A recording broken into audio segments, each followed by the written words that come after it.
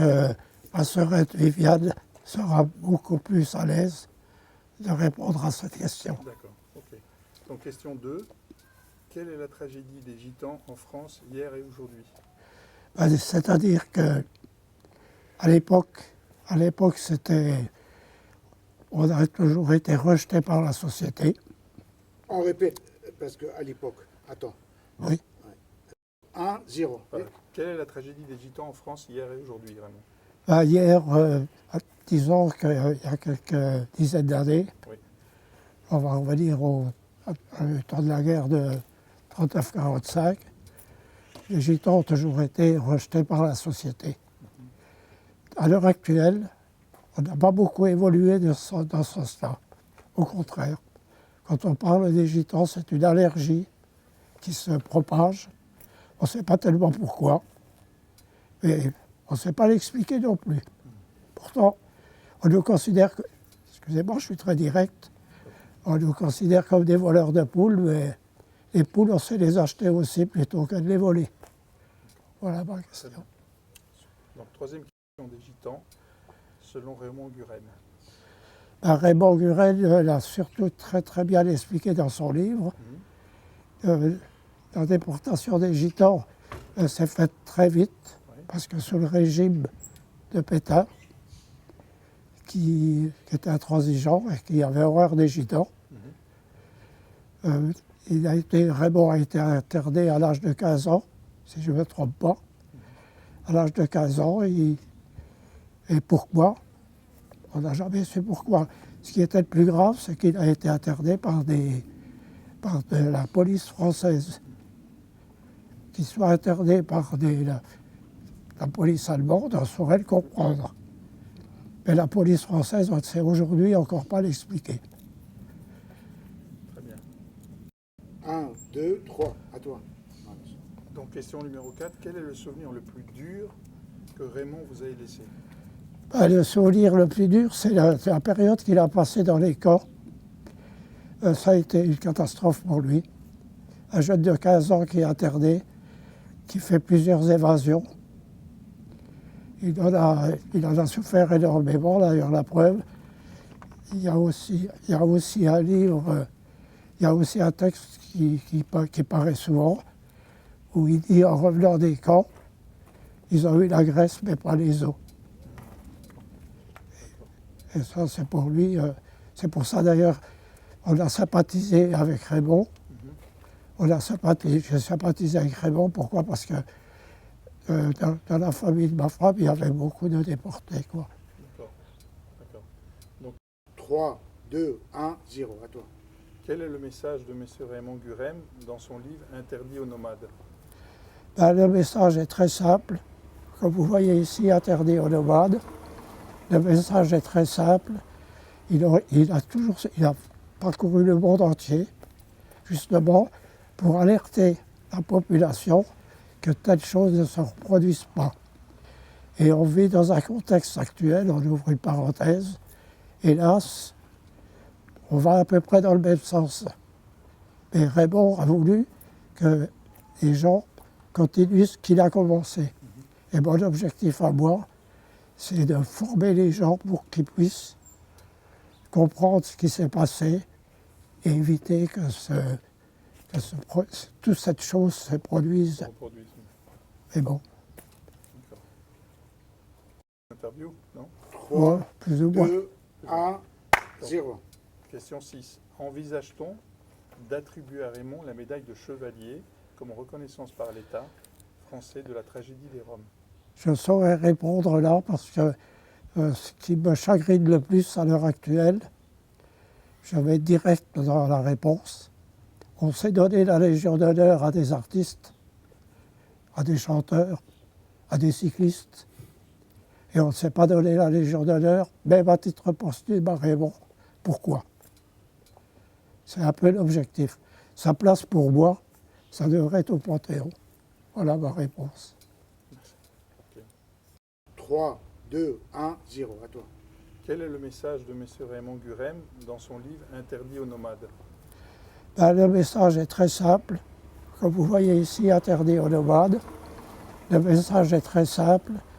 il a parcouru le monde entier, justement, pour alerter la population que telles choses ne se reproduisent pas. Et on vit dans un contexte actuel, on ouvre une parenthèse, hélas, on va à peu près dans le même sens.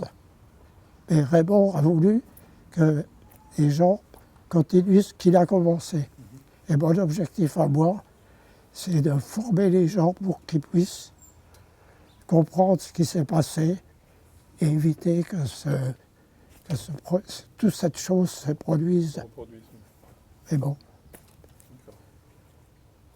Interview, non? 3, Ouais, plus ou moins. 2, 1, 0. Question 6. Envisage-t-on d'attribuer à Raymond la médaille de chevalier comme reconnaissance par l'État français de la tragédie des Roms? Je saurais répondre là parce que ce qui me chagrine le plus à l'heure actuelle, je vais être direct dans la réponse. On s'est donné la Légion d'honneur à des artistes, à des chanteurs, à des cyclistes, et on ne s'est pas donné la Légion d'honneur, même à titre posthume à Raymond. Pourquoi? C'est un peu l'objectif. Sa place pour moi, ça devrait être au Panthéon. Voilà ma réponse. Dans les bois. 3, 2, 1, 0. Manos. Donc, comment se sont déroulées l'arrestation et la déportation des Gitans selon Raymond Gurem? Alors, selon mon père, mes grands-parents tenaient un cirque, ils étaient ambulants. Hein. Donc, mon père faisait le clown, enfin, c'était son métier. Hein. Et en... Pardon. Silence. Ah oui, parce que ça capte tout. 3, Donc, il 3, 2, 0. donc, ils tenaient un cirque, et puis en novembre 40, un matin, ils ont été arrêtés comme ça, sans rien. Ils n'ont pas compris, quoi. Ils ont été emmenés dans une usine désinfectée au départ. Et puis après, ça a continué les camps, parce qu'ils ont fait plusieurs camps. Ah, faut que je parle plus fort. 3, 2, 1, 0. Oui, réponds. Là, Oui, donc ils ont été déportés là, quoi. Tu veux que je repasse face à la question? Si tu veux, ouais. Allez, comment se sont déroulées l'arrestation et la déportation des Gitans selon ton père? Selon mon père, eh ben, je t'ai dit, ils étaient itinérants et tenaient un cirque. Et donc, un matin, ils sont venus les arrêter. En premier, ils les ont mis dans une usine désinfectée. Et après, ils ont été internés dans les camps de concentration. Ils se demandaient pourquoi, parce que comme mon grand-père a fait la Première Guerre mondiale, c'est poilu, hein, 14-18, il a fait la guerre, et ils n'ont pas compris, quoi. Et ils ont dit que c'était pas leur bien. Et en fin de compte, ça n'a pas été du tout pas leur bien, quoi. Ok. Oui. 2. Deuxième. Ça va s'arrêter brusquement. Oui, mon père, il avait, à l'âge de 15 ans, tout s'est arrêté. Attends, il pose la question. Ah. 3, 2, Comment est-ce arrivé? Mais il l'a expliqué avant. Oui, Donc, à toi. Donc je répète, à l'époque, les Gurem exploitaient un cirque et un cinéma itinérant, mais tout va s'arrêter brusquement. Comment ceci est-il arrivé? Eh ben, moi, j'ai 67 ans, je me pose encore la question. Mon père s'est toujours posé la question, pourquoi? Après, par la suite, ils ont su que, soi-disant, parce que comme ils étaient itinérants, donc ils étaient complotistes, ils renseignaient les Allemands, je ne sais pas trop quoi, alors c'était pas du tout ça, quoi. C'était leur vie. Et mon père, à l'âge de 15 ans, le cirque a disparu. Il a été enfermé, ils n'ont pas compris. Et encore, l'heure actuellement, mon père n'a toujours pas compris. Okay. Allez.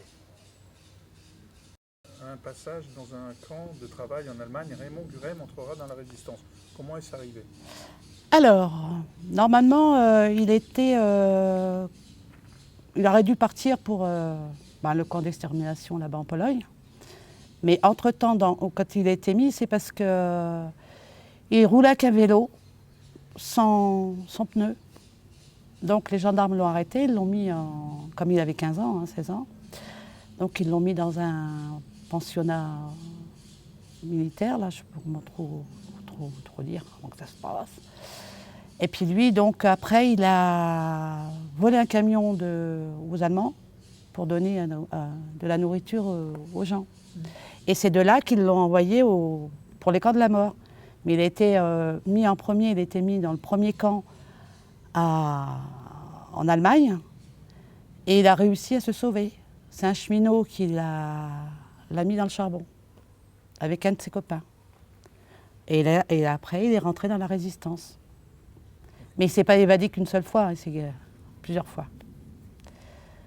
La première fois au camp de Linas-Montlhéry, et il est parti 3 fois pour nourrir sa famille justement, parce qu'il crevait de faim. Donc, 4e question. Est-il vrai qu'il ne retrouvera sa famille en Belgique que des années plus tard après la guerre? 10 ans après, parce que pour mes grands-parents, pour lui, il était décédé. Pour eux, il était décédé. Et comme il faisait des marchés, mon père, il était à Saint-Denis, faire son ravitaillement de ce qu'il avait de besoin. Il a tombé sur un gitan qui lui a dit « Ton père est en Belgique ». Et il a pris son vélo et il est parti en Belgique en vélo pour retrouver son père, sa mère, ses frères et sœurs. Parce qu'après, comme mon grand-père, lui, bon, il avait pris la nationalité française, mais vu qu'ils l'ont interné vu qu'il avait fait la Première Guerre mondiale, ils l'ont interné pour la Seconde. Donc il est retourné en Belgique. Et il a pris son vélo et il est parti de Paris sur son vélo. Il a retrouvé 10 ans après ses parents. Quel est l'héritage moral le plus important que vous a laissé votre père? Ouais. Ah, sa force. Son combat. Sa survie, parce que nous, il nous a laissé un héritage, c'est le plus beau héritage qu'il a pu nous laisser, c'est sa force.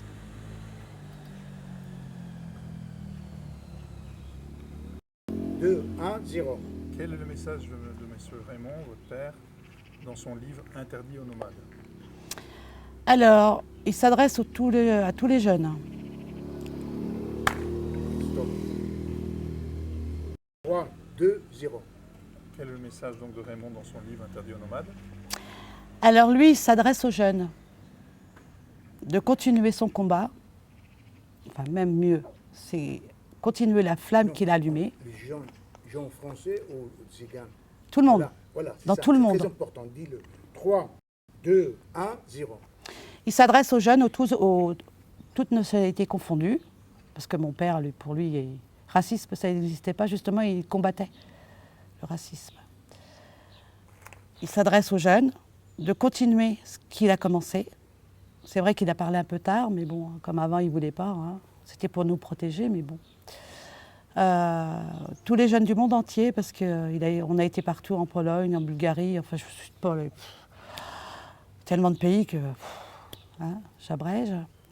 Et de continuer le combat. Parce que pour lui, il a dit que ça allait recommencer exactement comme avant. Vu les circonstances de ce qui se passe maintenant.